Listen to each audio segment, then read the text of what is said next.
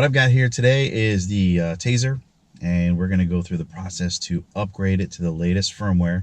They've recently released a new version of the firmware that changes the menu system. Instead of going across the menu in a linear fashion, they nested some of the menus. So hopefully they're easier to access and easier to get in touch with. So we'll see how that goes. We're going to go through the process of how to upgrade and how to marry it to your car. I'm going to take down the old videos. I'm going to put them in the description and make them private for, I guess, historical purposes, but I don't want to confuse any new people to the TaZer on the old processes. Those of you looking to purchase a TaZer for the first time, don't forget, code WorkPlayDrive will get you 5% off the TaZer on zAuotmotive.com. All right, now that we've got the TaZer out, we're going to go through the computer side process, and then we're going to come back into the car and go through the menu process. Before we get started, it's very important to note that the TaZer should be unplugged, not connected to your computer via USB for this whole first part of this process. You're going to be able to find everything you need on zAuotmotive.com. We're going to take a quick detour through the WorkPlayDrive.com discount area. Just so you know, this is where I keep all of the active discounts that use the code WorkPlayDrive. So if you're looking to save some money on stuff, check here first. Alright, now let's head over to zAuotmotive.com. Go up to the top menu and click Support, and grab the ZPU programming utility. You'll notice here they added a version for Mac.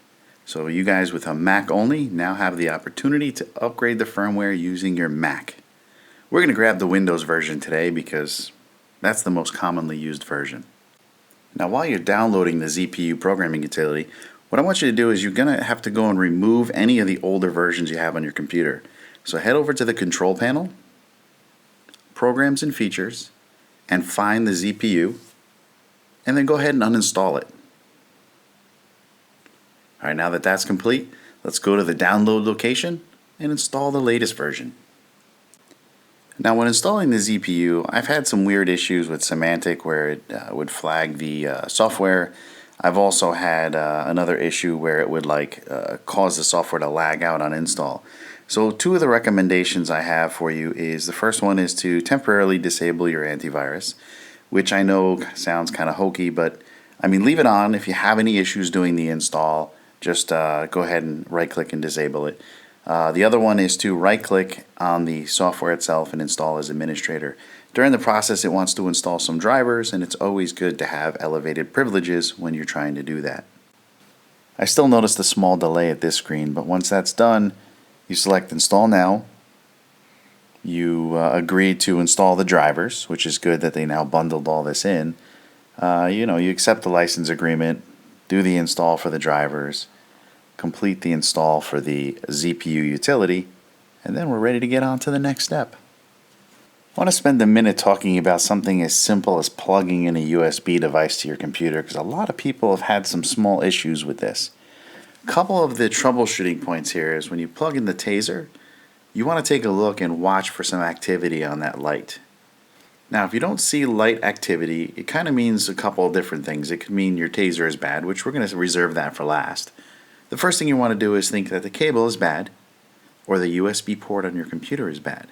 Easiest thing to do is unplug the USB cable and plug it into a different port on your computer. If you have ports on the right and ports on the left of your laptop, switch it to the opposite side. Another option is to go grab a new cable. This is a USB mini cable, standard off-the-shelf cable. You could have a bunch of options. Change the cable, change the port on your PC, and then, worst case scenario, change the PC, try a different computer, and if that doesn't work, now it's time to contact zAutomotive support. For those of you without an issue, just simply plug it in, watch the lights to do their blinky thing. Once the drivers and everything install on your computer, you are ready to go. Once you launch the ZPU, you're going to notice zAutomotive stepped up their game by making the new ZPU fetch and install the new firmware automatically. So you simply need to do is a check for update and an update. You'll notice here that my current firmware didn't pull from the TaZer, but that's most likely because I have a beta firmware on it. Normally it'll show you what version you have and what version you're going to get. Simply click the Install New Firmware button and let the ZPU do all the work for you. It's very important that your TaZer does not get disconnected during this process, so don't unplug it, and if you've got a laptop, be sure to plug it into a power source because you really don't want that battery dying right in the middle of this process. I'm going to speed this part up here, but basically it took 1 minute for the firmware to rewrite itself. Just go ahead and do a quick confirmation that you have the most recent firmware. You can do another check update.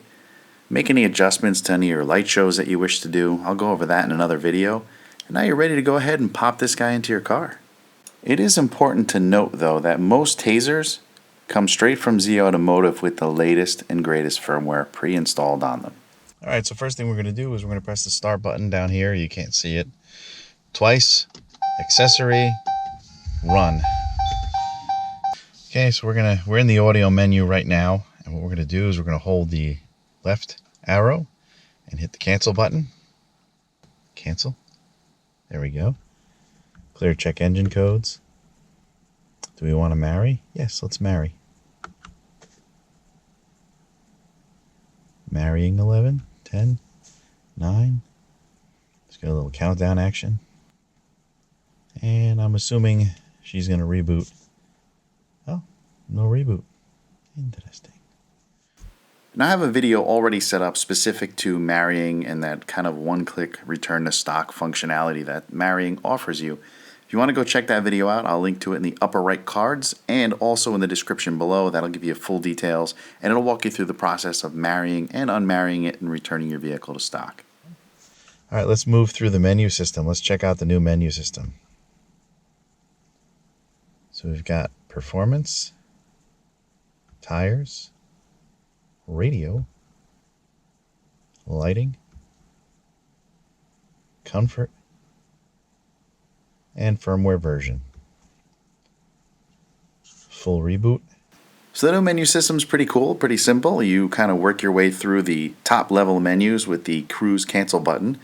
And once you find a menu you want to dive into, you move your finger over to that center cruise set button.